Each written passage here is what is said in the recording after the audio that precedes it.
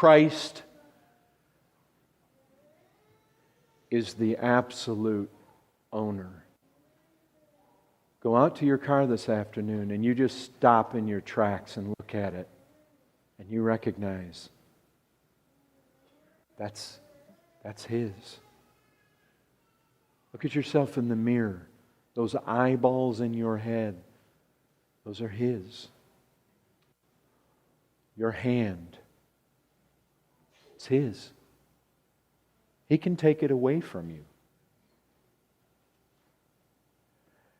Many of you are familiar with Abraham Kuyper's quote, "There is not a square inch in the whole domain of our human existence over which Christ, who is sovereign over all, does not cry, 'Mine.'"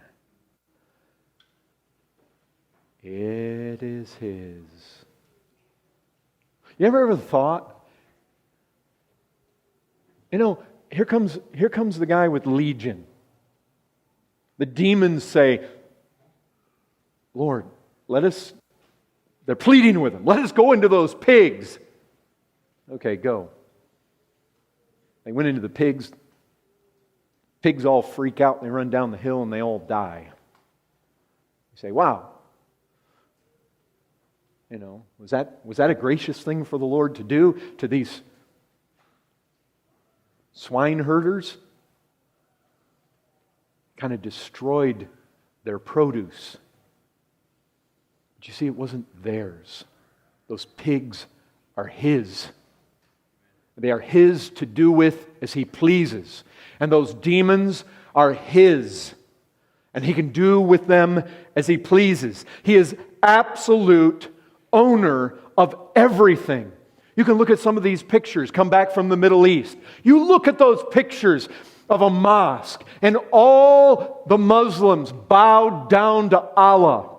You just remember when you see pictures like that, they are Christ's. He is absolute sovereign owner. These savages, John Dees had been talking in recent times with me about this island, North Sentinel Island, off the coast of India. It's one of the darkest places, savages, most unreached places on the face of the earth. It's probably the least reached place. Jesus says, "Mine." They are mine. He owns it all.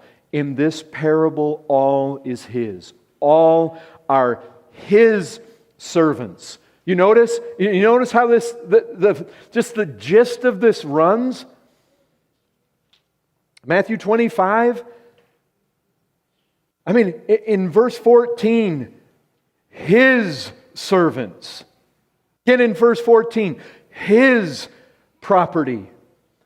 That's the flavor that you get here. In verse 27, my money. He says, I should have received what was my own with interest. All is His. All shall answer to Him. You see, brethren, we live the Christian life, and sometimes we encourage one another. Lay everything on the altar.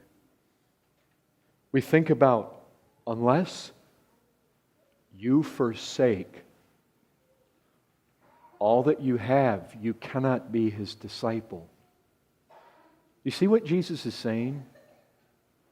Unless you recognize the reality of who owns everything, you can't be my disciple. That's what He's saying there at the end of Luke 14. This is the reality. That's the first thing. That's the first point. Christ is the absolute owner.